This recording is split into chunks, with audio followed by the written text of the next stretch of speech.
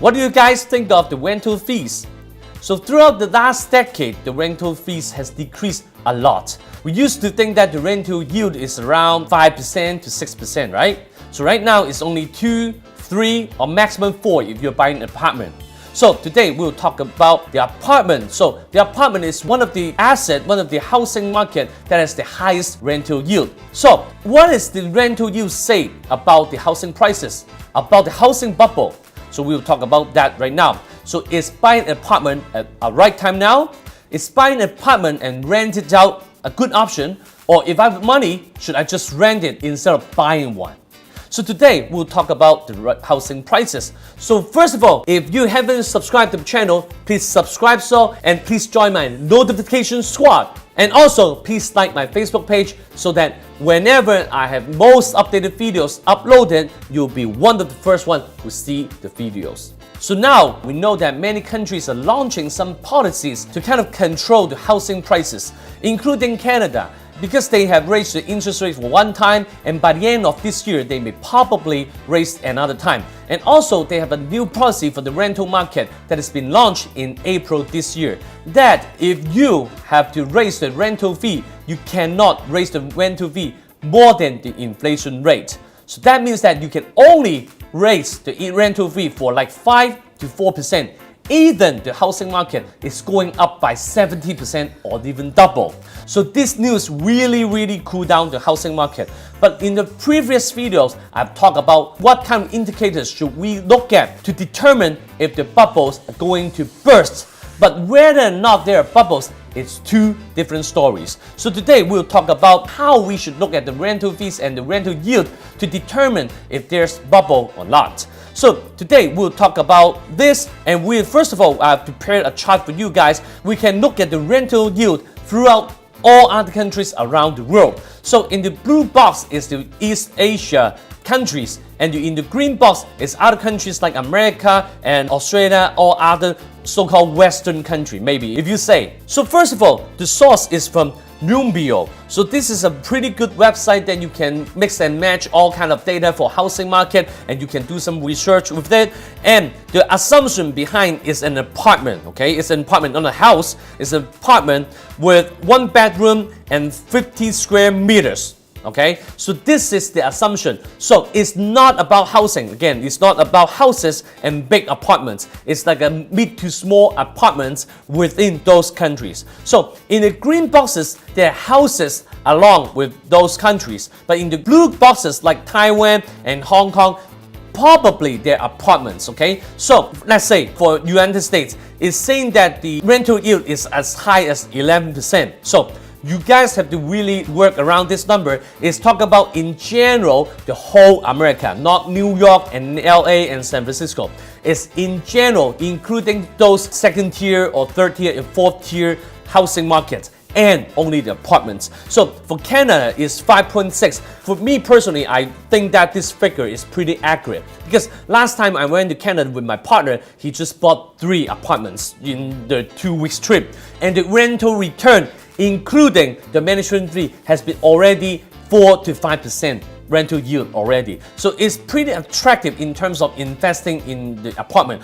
Of course, the prices in the longer run, the apartment prices is really underperforming the housing market. So depending your strategy, if you want the rental income cover your mortgage as a landlord, or if you're looking more of like living into house or looking for a long-term investment, you should look for a house. But in the blue boxes, it's pretty much, for example, Hong Kong is just apartment, right? People, like I could say, less than 5% of those will live in a house. So 2.07 rental yield is really the fact. So we can look at the fact in terms of apartment. So in the blue boxes, it's really not attractive.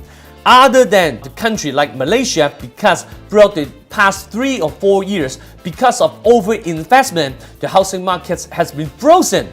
It's not catching up the market at all. So the rental yield is still pretty attractive. So does the same with the Thailand. And Japan is pretty much higher than other countries, but Japan, the inflation and the salary has kept almost the same in the past 20 years. So in that sense, other than Malaysia and Thailand, other countries is not as good as an investment, or maybe we can say that there's some kind of bubble in terms of housing market, because we have to look at the formula. The formula is 1 year rental fee divided by the housing price now. The denominator is the housing price now, is not the buy-in price, okay? You have to look at that.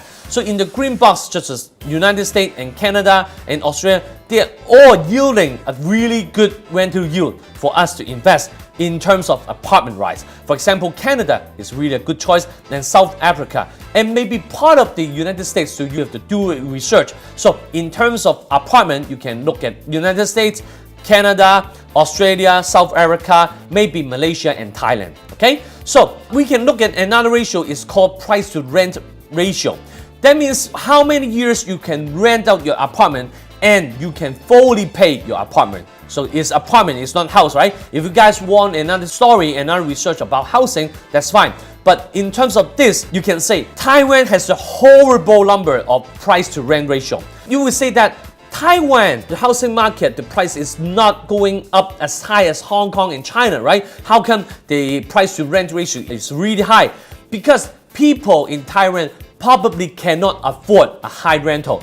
Even though your price has gone up a lot, I cannot pay the rent, right? So as a landlord, you really have to cut the price in order for you to rent out the house. Because even 1 month or 2 weeks that your house, your apartment is vacant, the income will be hugely affected already.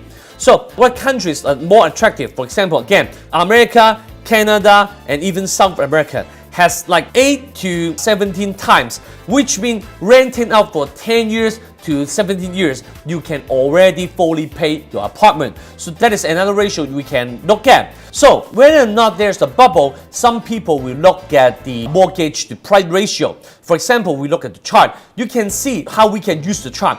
People has always misinterpreted in terms of how we should use this chart. How I interpret this chart is whenever the chart goes to 1, you should really invest in a house or even apartment. So this chart is in terms of all the housing market. It's not apartment. So as you can see, there's a huge recession happened in 87, another recession happened in 97. So there's really less chance this chart will hit 1. What does it mean? If the value hits 1, meaning that if you pay $2,000 renting a house, you're also paying $2,000 mortgaging and owning a house. What choice would you make? Most likely you will buy the house, because the only difference is the first payment. And also, if you look at the chart, most likely, whenever the housing market drops that much, it's always under recession. And all the governments will launching some policies that will encourage us to buy house. So most likely, the first payment will only involve 5% or 10% of the house. So we can probably look at this, and this is probably a good chance to buy a house. So the last chance that we experienced is the 2008 Lehman Brothers and the subprime mortgage crisis. Then it is dropped to as low as only 1.1. So that is already a level that we should buy a house, own an apartment, okay? But it doesn't say how much higher it goes, there will be a bubble or the bubble is going to burst. Some people misinterpret it and saying that, oh, now it's 1.3, 1.6, and 1.8, the housing market will come down. If you're making such a big assumption, probably if you even had money to buy a house in 2012, you will hold your investment until now. And now the housing market at least is double. So don't really overestimate and procrastinate your investment decision, because procrastinating is also a cost. So now globally it's only around 1.3. It's considered to be healthy.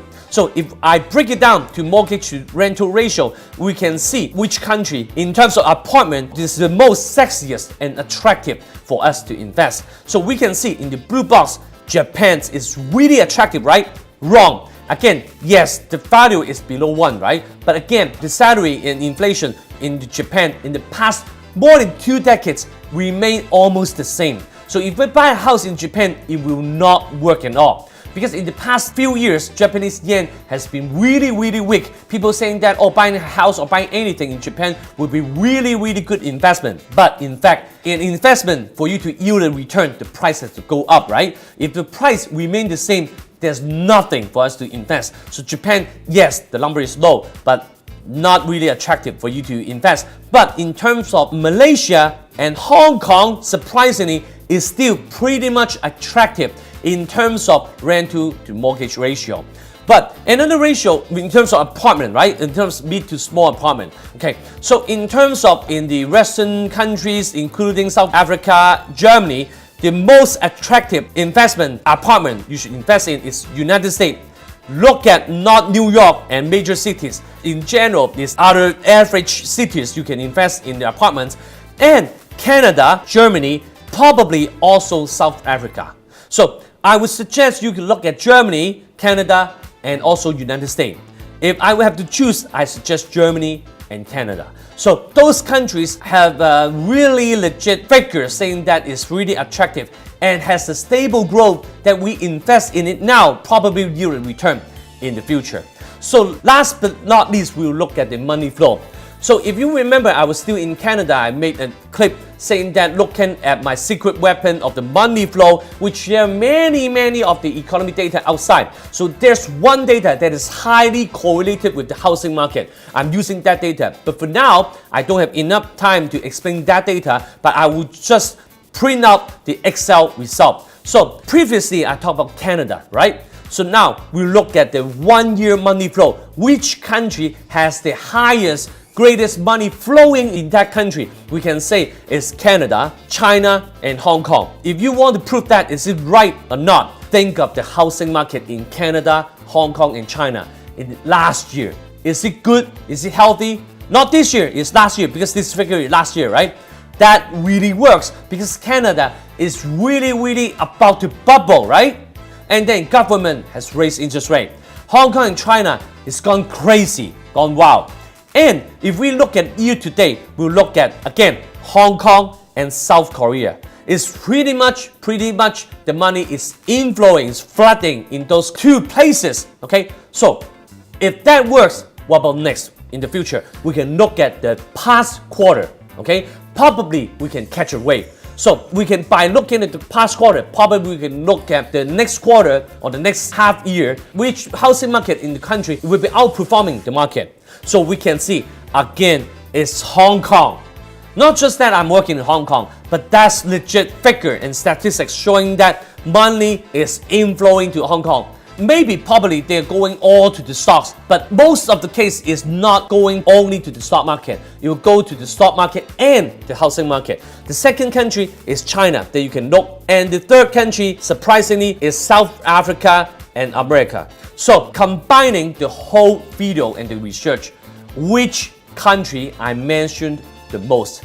That's the country that will probably yield the greatest return in terms of in the housing market. So you can see, again, Canada, United States, Hong Kong, South Africa. The second tier, probably Malaysia, Taiwan, South Korea, probably Australia, but that's the homework that we should do. All the viewers come from all over the world. So I really appreciate your support. So all my research will be pretty much more of a globalized point of view. So probably it's also healthy for us to look at macro stance, not only micro. For example, I live in Hong Kong. Really, it will help us more if we look at macro stance, so we understand truly legit if Hong Kong is going to outperform or underperform market. So we can have our eyes open to the market, even if that's stock market, housing market, or anything. We have to look at macro point of view. That will always help. So if you haven't subscribed to the channel, please subscribe and like this video and share this video to your friends if you find it useful and helpful. If there's any other questions, technical or not, please comment at the comment box below, so I will reply you one by one. Thank you for your support. Investing made easy. See you next time.